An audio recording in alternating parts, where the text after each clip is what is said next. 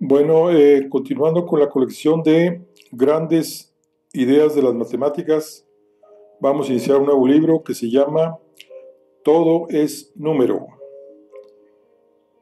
¿Es matemática la realidad? Este libro es escrito por Manuel Alfonseca. Y vamos a ver.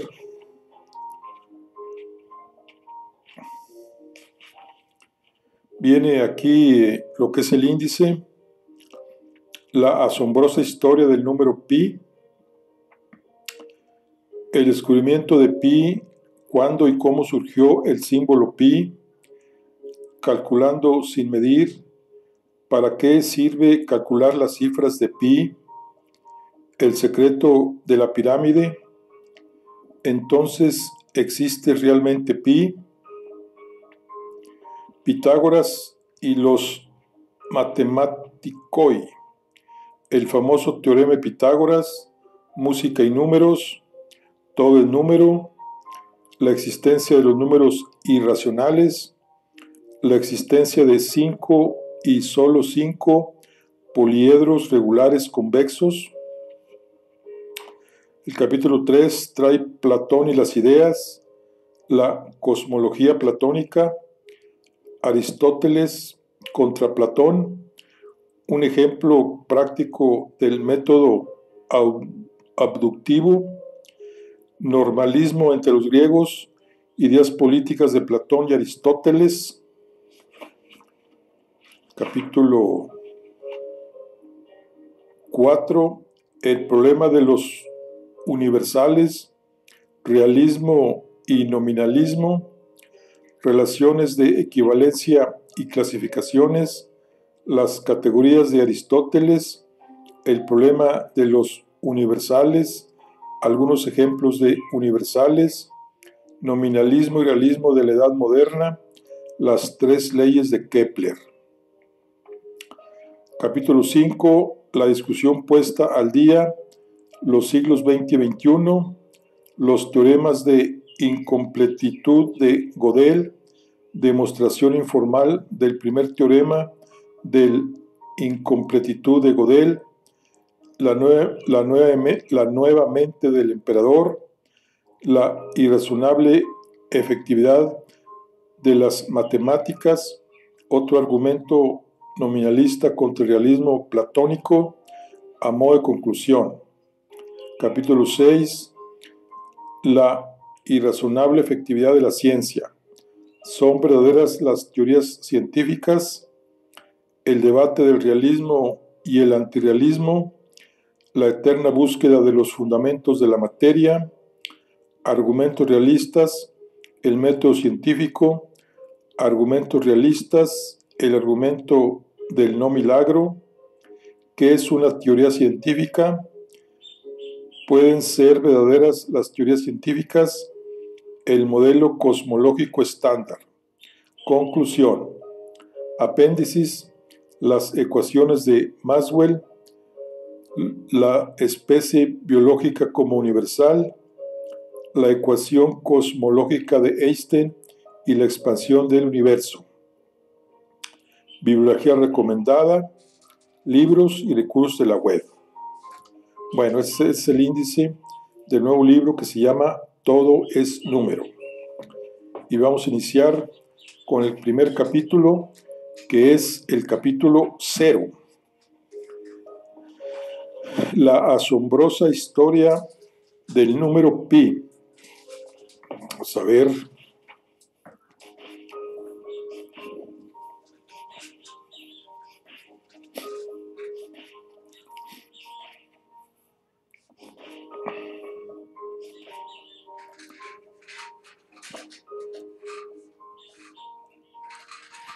La asombrosa historia del número pi. Da la casualidad de que el milésimo decimal de pi es 9. La cuestión es, ¿era verdadera la primera afirmación de este párrafo antes del descubrimiento de 1949? El lector hallará la respuesta en este capítulo. Para los partidarios de la escuela realista, el enunciado expresa una verdad intemporal, la conozca alguien o no. Otras prefieren pensar que los objetos matemáticos carecen de toda realidad independiente de la mente humana. Esto lo dijo Martin Gardner, 1914-2010.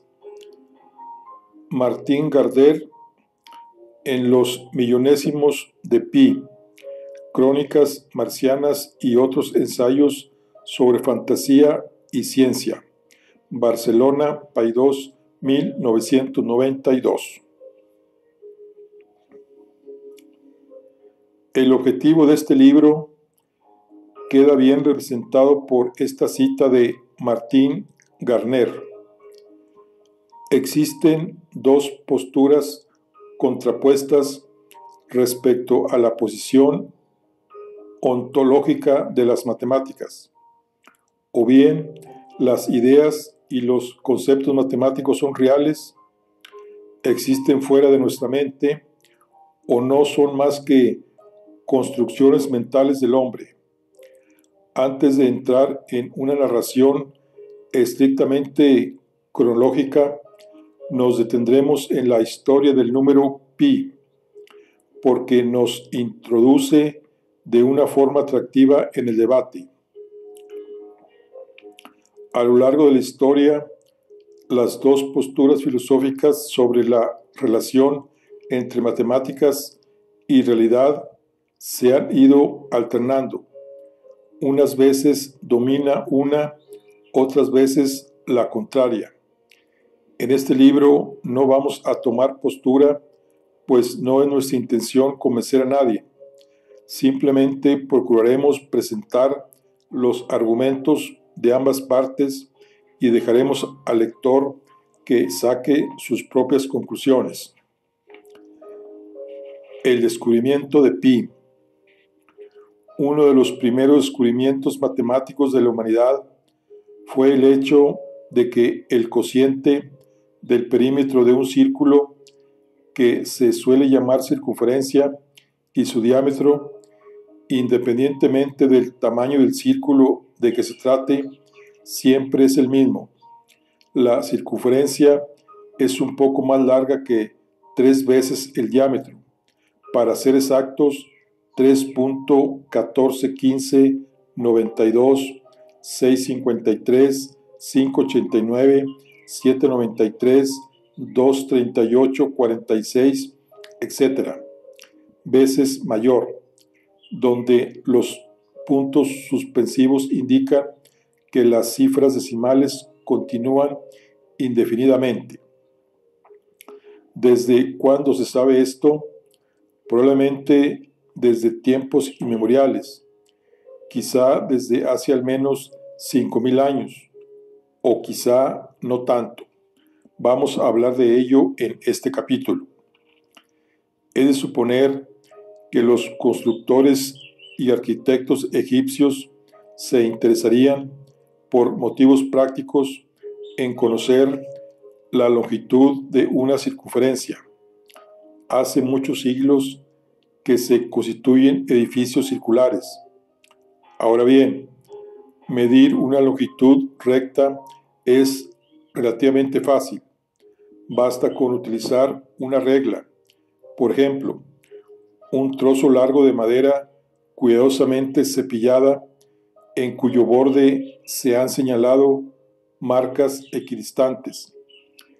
No cabe duda de que la regla fue uno de los primeros instrumentos de medida que se inventó. Pero, ¿cómo se mide la longitud de una circunferencia? Con una regla no es fácil, porque la madera no es lo bastante flexible para adaptarse al contorno de un círculo. Una solución posible, que seguramente se les ocurrió a los constructores más antiguos, es esta. Se toma un cordel bastante largo y se adapta a la circunferencia que se desea medir, marcando cuidadosamente el sitio en el que el cordel vuelve al punto de partida. Luego se estira el cordel y se mide su longitud con la regla hasta el punto señalado. El diámetro, en cambio, es más fácil de medir, pues basta con utilizar la regla. No sabemos a quién se le ocurrió, en primer lugar, dividir la longitud de la circunferencia por el diámetro de su correspondiente círculo y hacer lo mismo con círculos de distintos tamaños. Quien quiera que fuese, debió de asombrarse al comprobar que el cociente era siempre el mismo, cualquiera que fuera el círculo. Sin duda, inmediatamente se le ocurriría que ya no era necesario volver a utilizar el cordel para medir la circunferencia. Bastaba con medir el diámetro, lo que, como hemos visto, es muy fácil, y multiplicar el resultado por ese cociente constante entre las dos magnitudes, que vale aproximadamente 3.14, y esto podría hacerse con cualquier unidad de medida que se utilizara entonces. El codo egipcio, por ejemplo, medía unos 52 centímetros. El cociente de estas dos longitudes es siempre el mismo, independientemente de cuál sea la unidad de medida.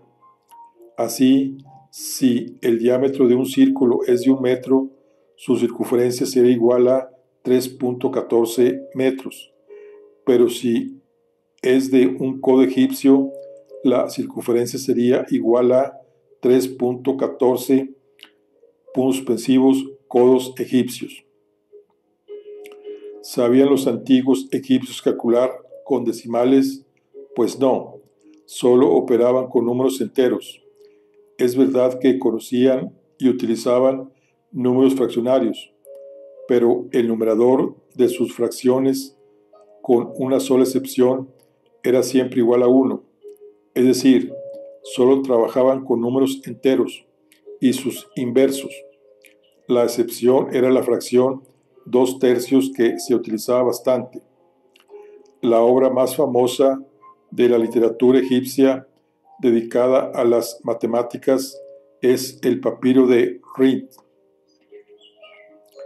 que se ha fechado en el siglo XIX antes de Cristo, o sea, hace casi 4000 años. Entre otras cosas, este papiro ofrece esta aproximación del valor de la relación entre la circunferencia y su diámetro, que es 16 por 16 por 1 noveno por 1 noveno, eso es igual a 16 novenos elevado al cuadrado, que eso es igual a 3.16049 puntos suspensivos, es decir, un valor aproximado por exceso, superior al valor real en un 0.6%, o lo que es igual una parte de cada 166. No está mal para efectos prácticos, habida cuenta del sistema numérico tan primitivo. Pero volvamos a los matemáticos de la antigüedad. A medida que pasaba el tiempo y mejoraban los sistemas de numeración, se fueron obteniendo aproximaciones cada vez mejores del valor de pi. Durante mucho tiempo se utilizó la fracción 22 séptimos, igual a 3.142857 puntos suspensivos, que es muy sencilla y no está nada mal, pues el error por defecto respecto al valor real es de solo un 0.04%, o lo que es igual una parte de cada 2500, más que suficiente para cualquier aplicación práctica. Conviene recordar, sin embargo, que el valor exacto de pi nunca se podrá conocer, pues contiene infinitas cifras que no se repiten regularmente. Por ello, siempre será posible obtener aproximaciones mejores del valor exacto, pero sin llegar nunca a él. Podemos ilustrar lo que significa el uso de aproximación cada vez mejores del valor de pi mediante un ejemplo. Sabemos que la circunferencia de la Tierra es de 40.000 kilómetros, según la primera definición del metro. Si consideramos que la Tierra es una esfera perfecta con una circunferencia igual a la del meridiano que pasa por París, podemos calcular su diámetro en kilómetros, dividiendo 40.000 entre pi. Con el valor verdadero de pi obtenemos 12.732.395 kilómetros. Por otra parte, si aproximamos pi por la fracción 22 séptimos, nos saldrá 12.727.272 kilómetros, lo que significa un error de poco más de 5 kilómetros en una distancia tan grande.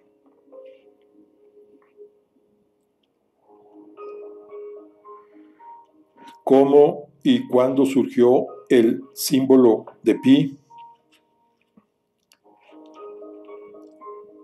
Cualquier lector sagaz se habrá dado cuenta de que este número del que estamos hablando es el que en la actualidad representamos con el símbolo pi. Se pronuncia pi, cuyo origen es la letra griega. ¿Por qué lo llamamos así? La explicación es muy sencilla. A principios del siglo XVI, el matemático inglés William Oughtred, 1574-1660, introdujo varios símbolos para simplificar la notación matemática. Por ejemplo, él fue el primero en representar la multiplicación mediante el signo por y en usar la abreviatura sin o sin y cos para las razones trigonométricas seno y coseno. También se le atribuye el invento de la regla de cálculo. Para representar la relación entre la circunferencia y el diámetro de un círculo, utilizó el símbolo de pi y la nepitou, donde pi es la primera letra de la palabra griega y tepitou es el perímetro, que significa la medida alrededor. Y ese símbolo es la primera letra de la palabra griega audipep, diámetro, que significa medida a través, o sea, el cociente de la circunferencia entre su diámetro. Vamos a decir la alfa. Los matemáticos acostumbran a simplificar las fórmulas cuando pueden, para lo que asignan valores especiales a algunas de las variables. Por ejemplo, puesto que la relación entre la circunferencia o perímetro de un círculo y su diámetro es siempre la misma, cualquiera que sea el círculo, ¿por qué no simplificar la fórmula aplicándola a un círculo de diámetro igual a 1? Dividir por 1 es muy fácil, pues ese resultado es igual al dividendo. Si el diámetro del círculo es igual a 1, pi sobre 1 será igual a pi. En 1737, el matemático suizo Leonardo Euler fue uno de los primeros en usar el símbolo pi para representar el cociente entre la circunferencia y el diámetro de un círculo. Todavía seguimos su ejemplo. Bueno, ese es cuándo y cómo surgió el símbolo de pi, que dijimos que fue William Oughtred, 1574-1670, que fue el primero en emplear el símbolo pi. Bueno, calculando sin medir. Entonces llegaron los griegos y provocaron una revolución en el conocimiento humano.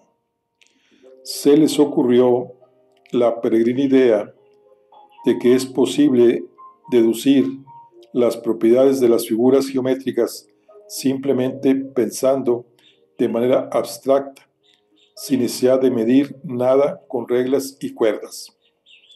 A Euclides de Alejandría, 325 a 265 a.C., se le considera el fundador de la geometría, precisamente por eso, porque obtuvo sus conclusiones razonándolas, sin realizar medidas que siempre dan resultados cargados de errores, que además se extienden a los cálculos sucesivos.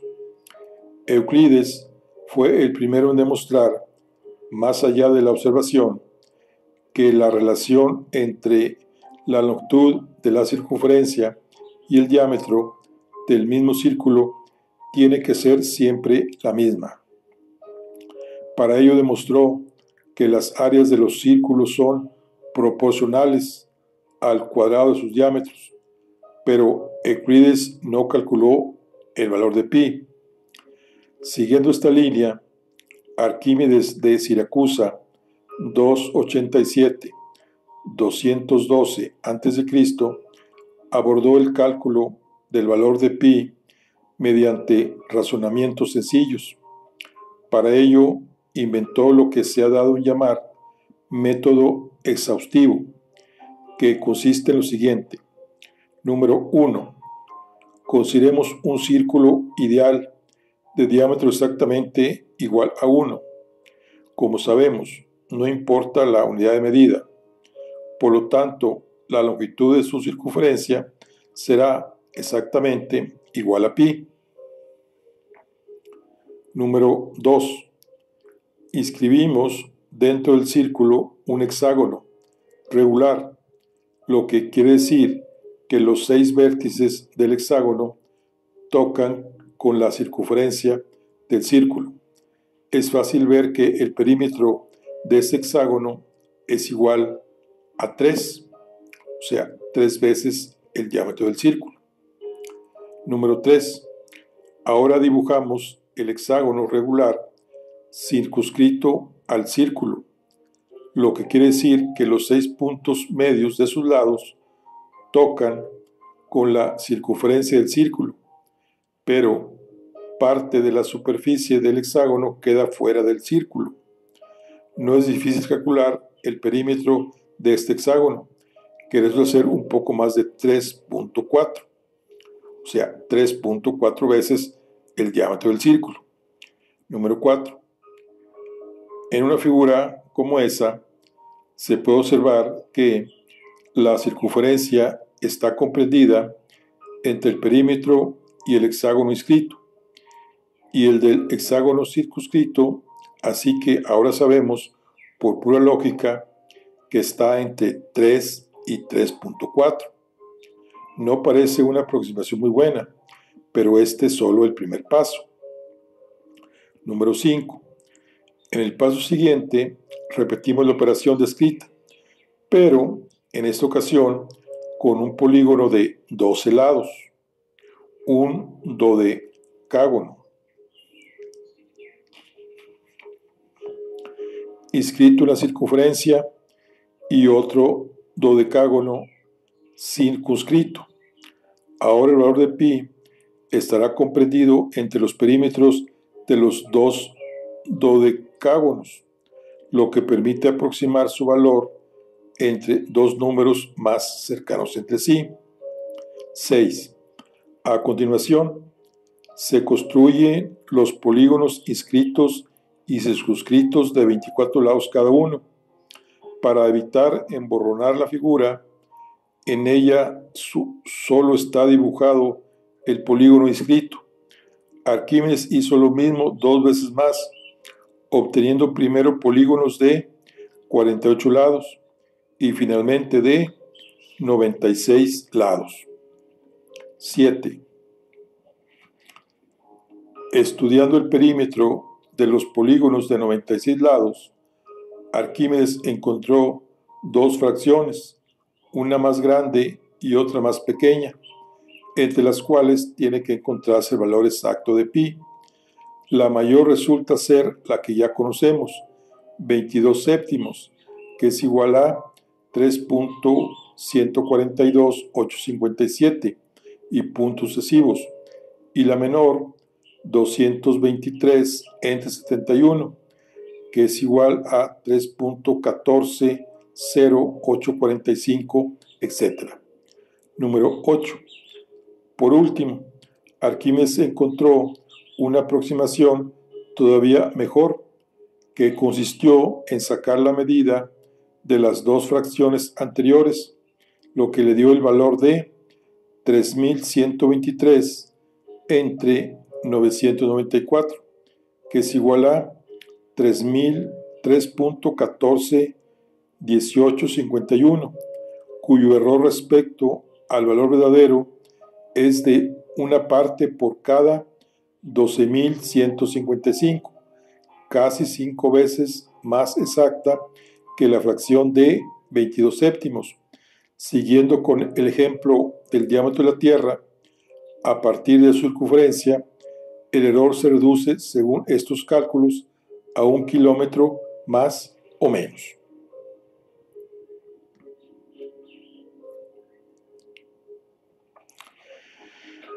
En el siglo II, Claudio Ptolomeo, 100 a 160 después de Cristo, propuso otra aproximación aún más exacta.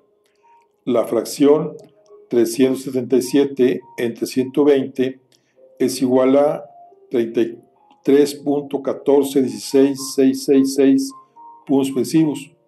Durante más de un milenio, esta fue la mejor aproximación de pi que se conoció en Occidente, pero en el siglo XVI se descubrió que la fracción 355 entre 133 da una aproximación aún mejor, que es 3.14159292, etc., con un error de una parte de casi cada 12 millones. Si calculamos el diámetro de la Tierra a partir de su circunferencia utilizando esta cifra, el error sería del orden de 1 metro. El perímetro que propuso esta aproximación de pi parece haber sido el chino Su Chongzi, 429-500, a finales del siglo V. Aunque esta aproximación es más que suficiente para cualquier aplicación práctica, los matemáticos siguieron buscando mejores aproximaciones del valor de pi, pero en vez de fracciones, se empezaron a utilizar otros procedimientos. En el siglo XVI, el matemático francés Francois Viete, 1540-1603, fue el primero en proponer una serie infinita de términos cuya suma es exactamente igual a pi. Como la fórmula de Viete era muy complicada, damos aquí la que propuso en 1673 el alemán William von Leibniz, 1646-1716, que es pi es igual a 4 la sumatoria de n igual a 0 a infinito de menos 1 elevado a la n sobre 2n más 1. Repitamos, la pi es igual a 4, la sumatoria de n es igual a 0 a infinito de menos 1 elevado a la n sobre 2n más 1, que esto es igual, empieza 4 entre 1, menos 4 tercios, más 4 quintos, menos 4 séptimos, más 4 novenos, menos 4 onceavos, más y así hasta el infinito. Entonces, aquí tenemos, digamos, ya recientemente de las cifras que se han ido descubriendo. En el año de 1593, Francois Viete, el francés, descubrió el número pi hasta 17 cifras. En 1815 fue el matemático Ludolf van Zeulen, llegó a 35 cifras. En 1717, Abraham Sharp a 72 cifras. En 1844, Zacarías Dacé a 200 cifras. Y en 1873, William Chance 707 cifras, entre paréntesis 527. Cuantos más términos sumemos de esta serie de fracciones, más nos aproximaremos al valor de pi. La tabla de esta tabla muestra los avances que se realizaron a lo largo del tiempo en el cálculo de sus aproximaciones sucesivas, utilizando series, fórmulas o procedimientos muy variados. Aunque William Chance 1812-1882 calculó el valor de pi con 707 cifras, cometió un error en la cifra 528A, pues anotó un 5 en vez de un 4, lo que afectó a todas las sucesivas. Su resultado solo tenía 527 cifras exactas. Este valor no se superó hasta 1949, cuando empezaron a utilizarse ordenadores electrónicos y el número de cifras exactas de pi se disparó. El récord actual, establecido en 2016, lo consiguió Peter Treb y abarca 22 millones de dígitos de pi. Recordando la cita de Martin Gardner que aparece al principio de este capítulo, podemos plantearnos la siguiente cuestión. Entre 1833 y 1949, ¿cuál era la cifra 528A de pi, 4 o 5? Parece una pregunta estúpida, pero merece una parte. Si los realistas tienen razón y las matemáticas existen fuera de la mente humana, el valor de la cifra 528A de pi es y siempre fue igual a 4, según esta perspectiva. Chang simplemente cometió un error al calcularla. Sin embargo, si los antirrealistas tienen razón y el valor de pi no tiene sentido fuera de la mente humana, entonces la cifra 528A de pi no tenía valor antes de 1873. Eran 5 entre 1873 y 1949, pasó a ser 4 en 1949. Según los antirrealistas, Chance no cometió un error, sino que solo asignó a pi un valor ligeramente diferente del que le damos ahora. Es cierto que un antirrealista puede deducir que existe una solución intermedia que admite que el resultado de Chance fue realmente un error de cálculo, pero en este caso tendría que reconocer que la cifra 528A de pi no existió hasta 1949, como señala Gardner en la cita al principio de este capítulo.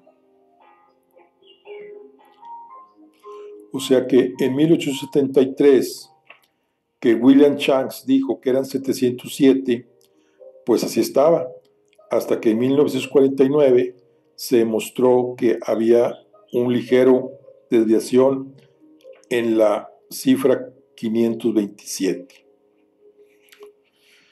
Pero bueno, vamos a ver aquí ahora para qué sirve calcular las cifras de pi. Para todos los efectos prácticos, una aproximación de pi con 10 cifras de decimales, tal como 3.1415926536, es más que suficiente.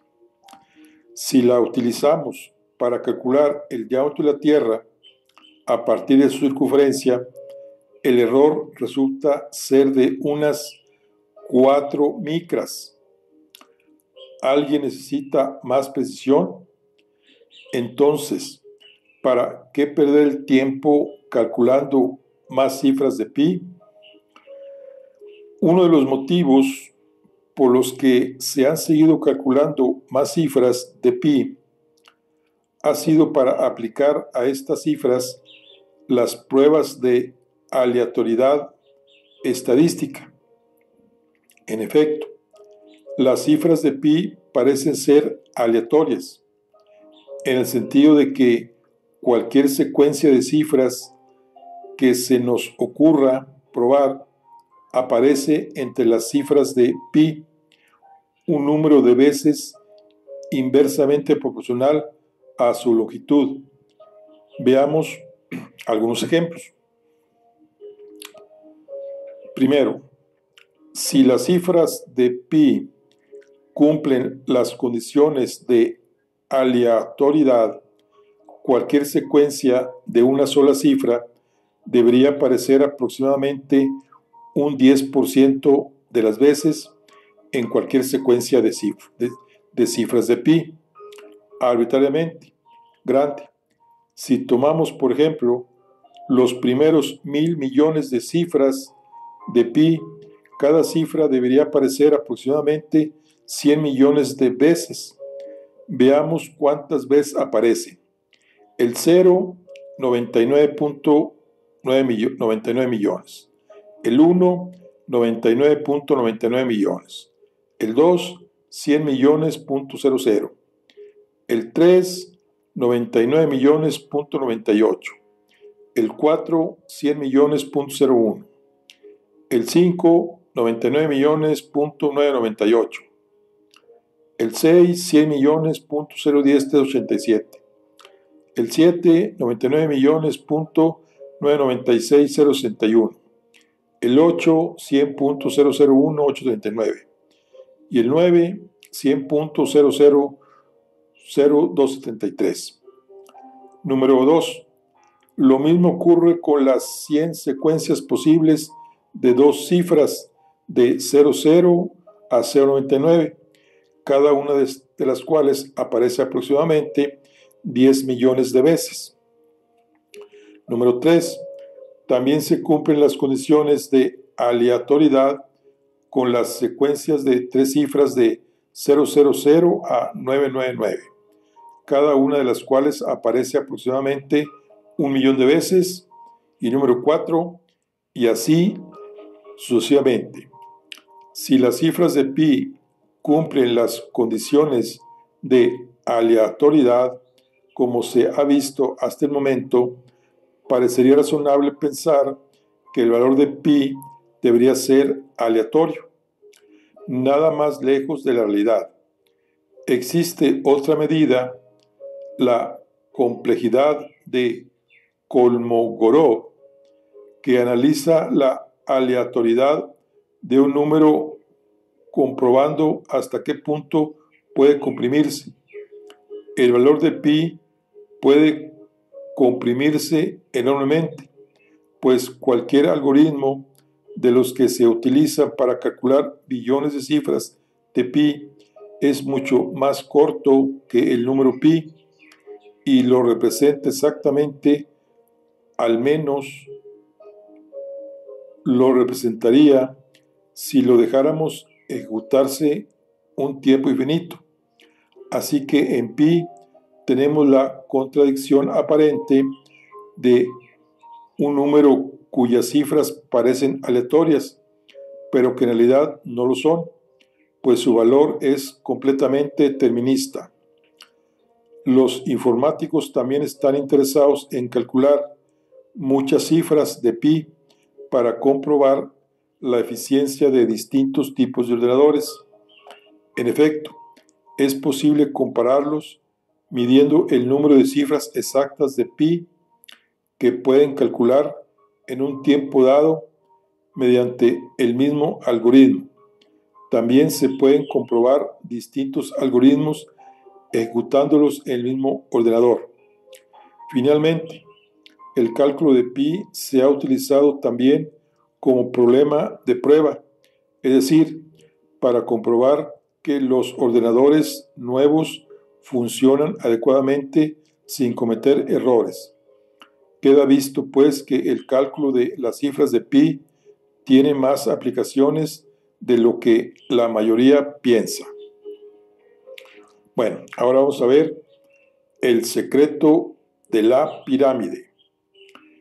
Veamos ahora un problema relacionado con el valor de pi que se remonta a la época de la construcción de la Gran Pirámide de Giza, uno de los monumentos más famosos del mundo y la única de las 7 maravillas del mundo antiguo que podemos contemplar en la actualidad. Este problema tiene mucho que ver con el dilema que estamos comentando en este capítulo sobre si el valor de pi existe o no fuera de nuestra mente. La Gran Pirámide de Giza se construyó para ser la tumba del faraón Jufu, llamado por los griegos Keops, de la cuarta dinastía, punto culminante del imperio antiguo egipcio. El reinado de Jufu se suele fechar en el siglo 26 antes de Cristo, hace más de 4.500 años. La altura actual de la Gran Pirámide es de 138.8 metros, pero la pirámide está truncada porque ha perdido el vértice superior. Es fácil calcular que su altura original era unos 8 metros mayor, o sea, 146.7 metros, o 280 codos egipcios. La base de la pirámide es un cuadrado de 230.34 metros de lado, o 440 codos egipcios. Observemos un detalle curioso. El semiperímetro de la pirámide, o sea, es el doble del lado de la base, es igual a 880 codos. Si lo dividimos por la altura de la pirámide, obtenemos lo siguiente: 880 codos entre los 280 codos es igual a 22 séptimos, lo que es igual a 3.142857, etc. O sea, una aproximación bastante buena del valor de pi, que se suponía que no se conocería hasta muchos siglos más tarde, cuando lo descubrió Arquímedes por el método exhaustivo.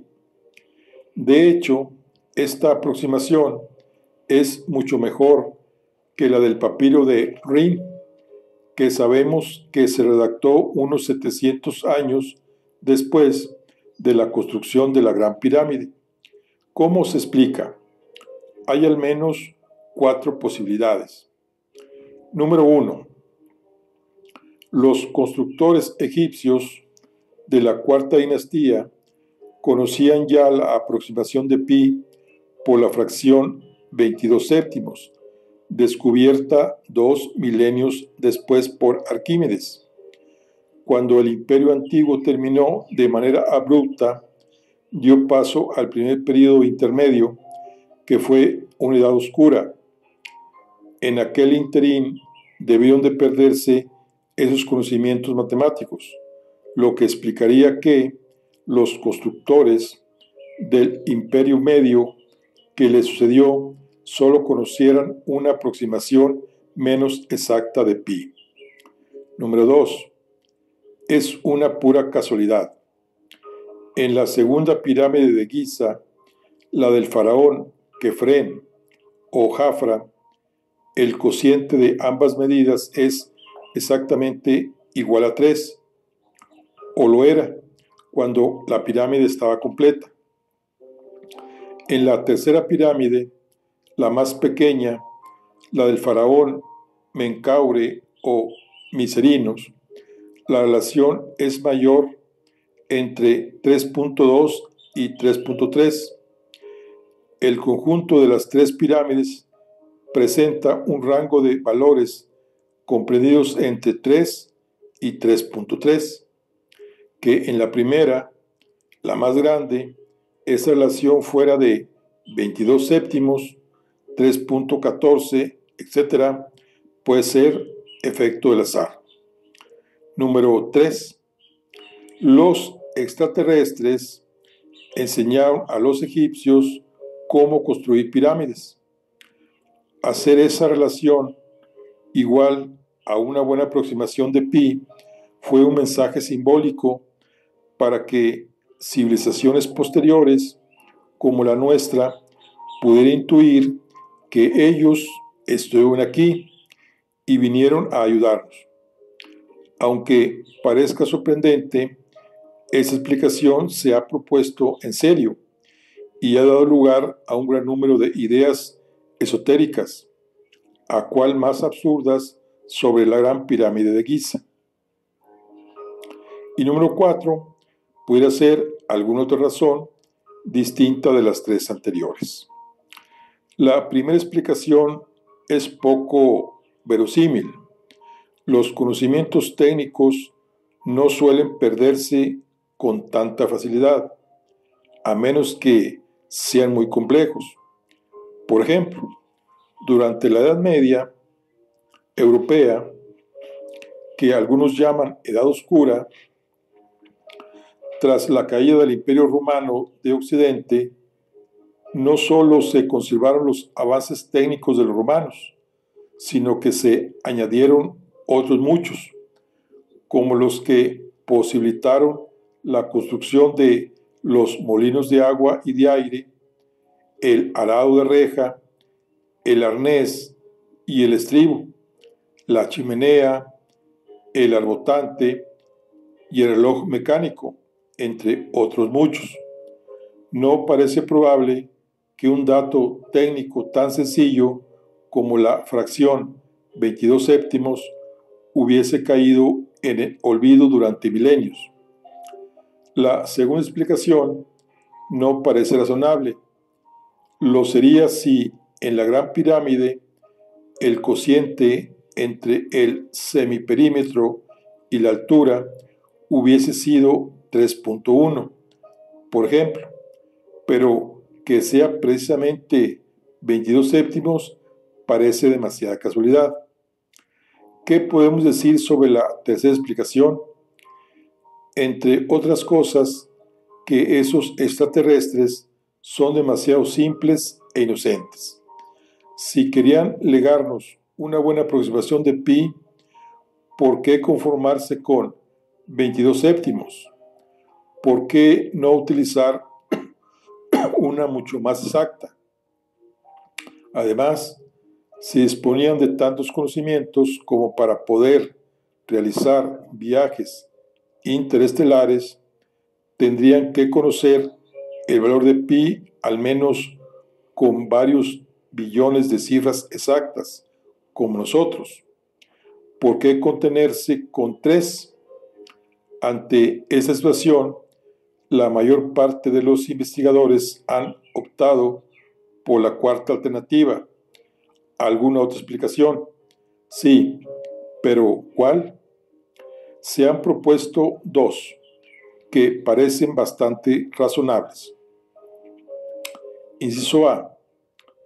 Un equipo japonés que estudió en Egipto los métodos de construcción de la Gran Pirámide, llegó a la conclusión de que para medir distancias horizontales largas, como el lado de la pirámide, los egipcios utilizarían ruedas, como aún se hace en algunos lugares. En lugar de contar codos egipcios, contarían vueltas de una rueda, con un diámetro de un codo egipcio. Si decidieron que la altura de la pirámide fuese igual a 280 codos y que la longitud de cada lado de la base fuese igual a la mitad de esta cifra, o sea, 140 vueltas de una rueda de un codo de diámetro, esta longitud medida en codos sería igual a 439.82. Como los egipcios solo trabajaban con números enteros, habrían aproximado este valor a 440 codos. El valor de pi y su aproximación por la fracción de 22 séptimos habrían aparecido de forma automática, sin que los egipcios se dieran cuenta. Inciso B. La otra explicación se basa en el ángulo de la pirámide. Para medir distancias más cortas que el codo, los egipcios utilizaban el dedo, o sea, un codo se dividía en 28 dedos. Para medir la inclinación de una rampa, especificaban el número de dedos de la base que correspondía al ascenso de un codo. Como solo utilizaban números enteros, el número de inclinaciones posibles entre 45 y 90 grados era igual a 28, desde un dedo por codo, equivalente a un ángulo casi recto, hasta 28 dedos por codo, que corresponde a un ángulo de 45 grados.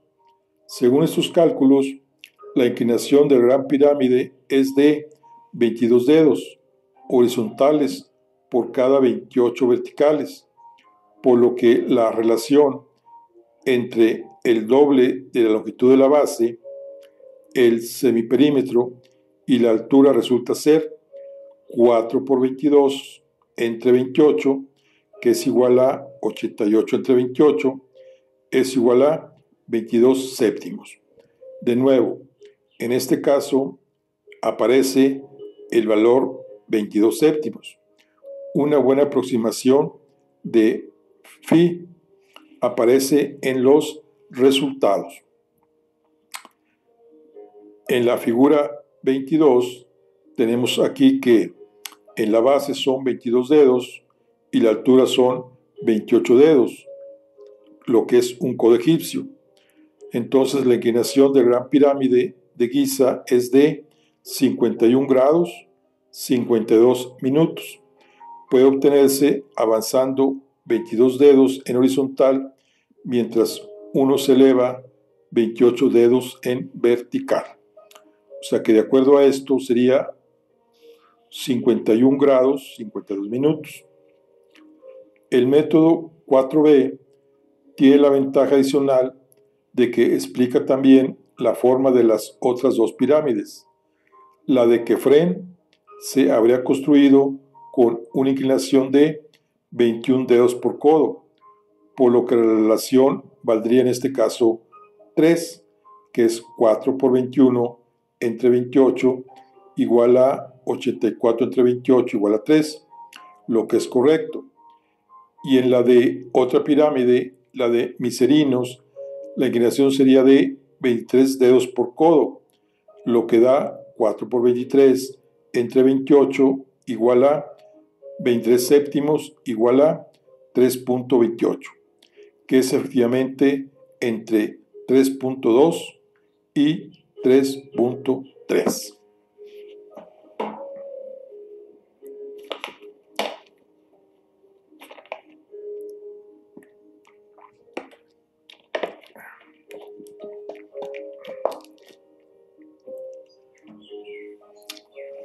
Ahora, Entonces, ¿existe realmente pi?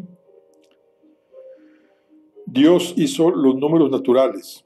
El resto es obra del hombre. Esto lo dijo Leopoldo Kronecker, 1823-1891.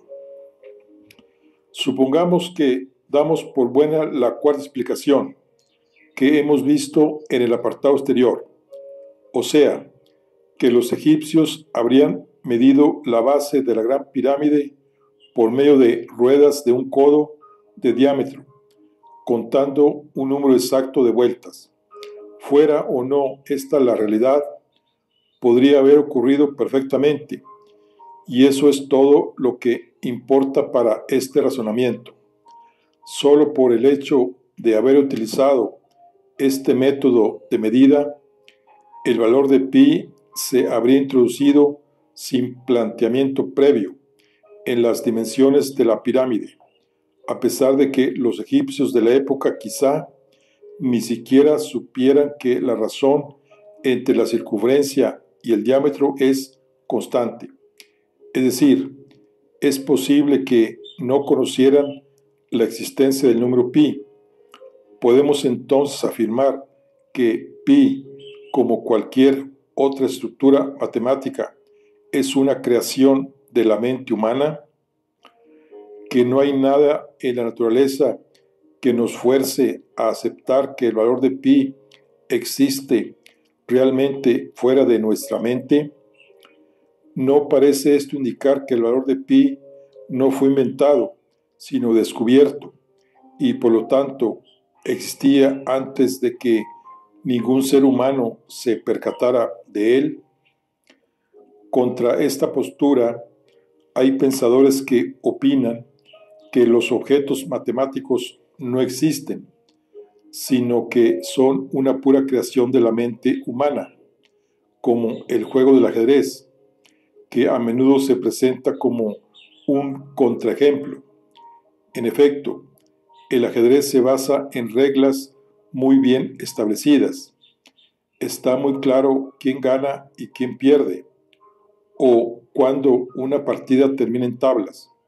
Sin embargo, es evidente que el ajedrez no existe fuera de nuestra mente, es decir, no lo hemos descubierto, sino que lo hemos inventado. En esta línea, el matemático estadounidense Reuben Hertz escribió en su obra What is Mathematics Really? Esto: las matemáticas son humanas, son una parte de la cultura humana. El conocimiento matemático no es infalible. Como la ciencia, las matemáticas pueden avanzar cometiendo errores, corrigiéndolos y volviéndolos a corregir. Los objetos matemáticos son una variedad clara de los objetos sociohistóricos. Son una parte especial de la cultura. La literatura, la religión y la banca son también partes especiales de la cultura. Obsérvese que no presenta ningún argumento, simplemente se limita a exponer sus ideas al respecto.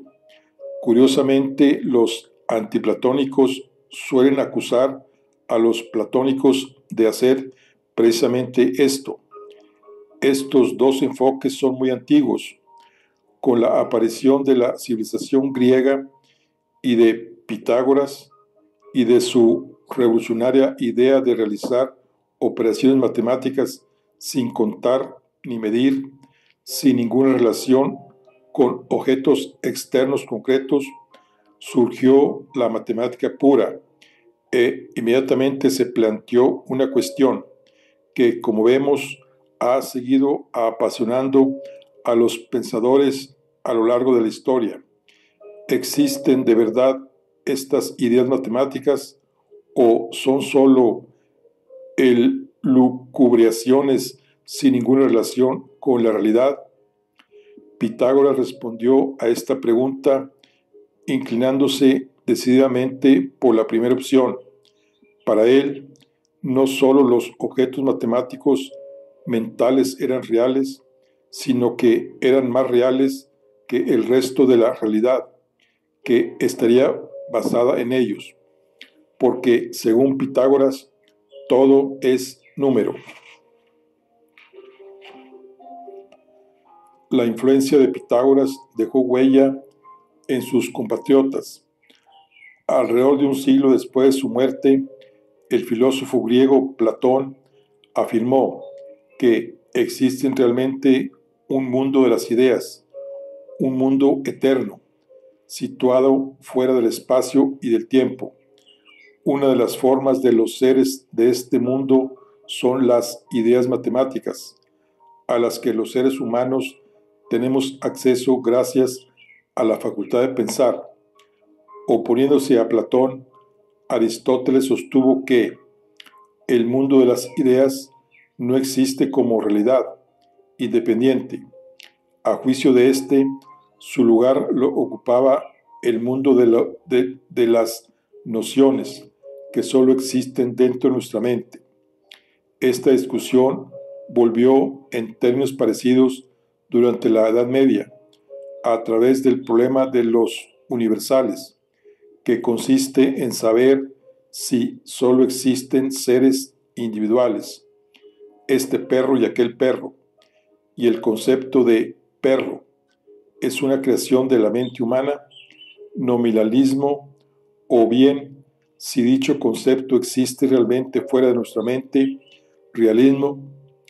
Este problema no es exactamente el mismo que el de la existencia real o no de las ideas matemáticas, como prueba el hecho de que Aristóteles, que se opuso al realismo puro, tomó postura en favor de la existencia real de algo en lo que se basan nuestros conceptos, como la especie perro, que vendría a ser el orden inteligible del mundo sensible.